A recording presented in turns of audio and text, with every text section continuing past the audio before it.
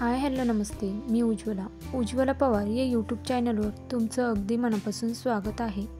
तर बघा, आज आपण पोह्यांची रेसिपी पाहणार आहोत। त्यासाठी बघा, इथे मी पोहे घेतले आहेत। तर हे पोहे मी 4 जणांसाठी बनवत आहे। तर आता इथे बघा, शेंगदाणे घेतले आहेत। इथे कच्चे शेंगदाणे घेतले आहेत। त्यानंतर बघा, 4 हिरव्या मिरच्या कट करून घेतल्या आहेत। त्यानंतर 2 मोठ्या आकाराचे कांदे बारीक कट करून घेतले आहेत। त्यानंतर कढीपत्ता घेतला आहे आणि इथे कोथिंबीर बारीक कट करून घेतली आहे।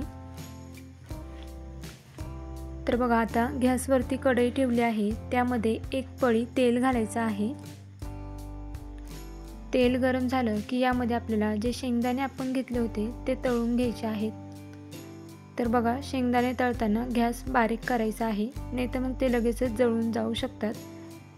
बारीक गॅसवरती शेंगदाणे तळले तर मग ते छान असे कडक होतात। तर बघा, इथे मी 1 मिनिटभर हे शेंगदाणे तळून घेतले आहेत। त्यानंतर ह्याला आपण एका प्लेटमध्ये काढून घेऊया।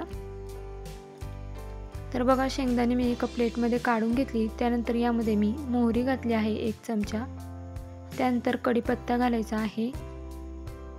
आता मोहरी आणि कढीपत्ता चांगला तडतडला की यामध्ये आपल्याला मिरच्या घालायच्या आहेत। आता हे सर्व व्यवस्थित असं परतून घ्यायचं आहे। तर बघा, यामध्ये थोडीशी फोडणीला कोथिंबीर घातली आहे। आता मिरच्या कढीपत्ता परतून घेतला की यामध्ये आपल्याला बारीक कट केलेला कांदा घालायचा आहे। आता कांदा देखील आपल्याला 1 ते 2 मिनिटं परतून घ्यायचा आहे। बारीक गॅसवरती कांदा परतला की तो व्यवस्थित असा शिजला जातो आणि पोहे खाताना तो दाताखाली कचकच असा लागत नाही। त्यामुळे कांदा आपल्याला छान असे परतून घ्यायचा आहे। आता ज्यावेळेस आपण कांदा परतायला घालतो त्यावेळेसच पोहे धुवून ठेवायचे आहेत। तर बघा, इथे मी कांदा परतायला टाकला आहे त्यावेळेसच पोहे धुवून घेतले आहेत। तर चॅनलवर नवीन असाल तर प्लीज एक लाईक, एक सबस्क्राईब नक्कीच करा। नवीन यूट्यूबरसाठी तुमचं 1 लाईक, 1 सबस्क्राईब खरंच खूप लाख मोलाचं असतं। तर इथे बघा, पाहू शकता मी 2 मिनिटं हा कांदा बारीक गॅसवरती छान असा परतून घेतला आहे। त्यानंतर यामध्ये अर्धा चमचा हळद घालायची आहे आणि हळद देखील आपल्याला मिक्स करून घ्यायची आहे। आता बघा, यामध्ये आपण जे पोहे धुवून घेतले होते ते यामध्ये घालून घ्यायचे आहेत। तर आता कांदा परतत असताना मी पोहे धुवून घेतले होते त्यामुळे ते छान असे भिजले आहेत। तर बघा, इथे संपूर्ण पोहे मी कढईमध्ये घालून घेते।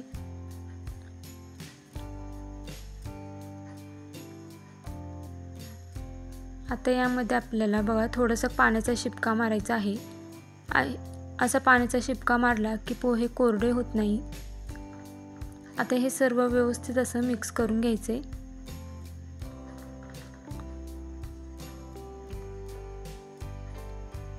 आता बघा, जे शेंगदाणे आपण तळून घेतले होते ते शेंगदाणे सर्व यामध्ये घालून घ्यायचे आहेत। त्यानंतर भरपूर अशी कोथिंबीर यामध्ये घालायची आहे आणि त्यानंतर चवीनुसार मीठ घालायचं आहे। आता हे सर्व घालून झालं की पोहे एकदा व्यवस्थित असे मिक्स करून घ्यायचे आहेत। मीठ घातल्यानंतर पोहे व्यवस्थित मिक्स करून घ्यायचे, म्हणजे कुठेही खारट वगैरे लागणार नाही ते आधीमध्ये। तर बघा, आता पोहे व्यवस्थित असे मिक्स करून घेतले आहेत। आता गॅस आपल्याला बारीक ठेवूनच हे 2 मिनिटं झाकून ठेवायचं आहे। तर बघा, इथे मी 2 मिनिटं पोह्यांना छान अशी वाफ काढून घेतली आहे। आता झाकण काढून घेऊया आणि हे पोहे एकदा मिक्स करून घेऊया। तर बघा, आता गॅस बंद करायचा आहे। तर कशी वाटली तुम्हाला माझी आजची ही पोह्यांची रेसिपी हे मला कमेंट करून नक्कीच सांगा। तुम्ही माझे व्हिडिओ कुठून पाहताय हे देखील कमेंट करून सांगायला विसरू नका। त्याचबरोबर चॅनलवर नवीन असाल तर प्लीज 1 लाईक, 1 सबस्क्राईब नक्कीच करा। नवीन यूट्यूबरसाठी तुमचं 1 लाईक, 1 सबस्क्राईब खरंच खूप लाख मोलाचं असतं। तर भेटूया उद्या एक अशाच नवीन रेसिपीसोबत। तोपर्यंत सर्वांनी काळजी घ्या। बाय।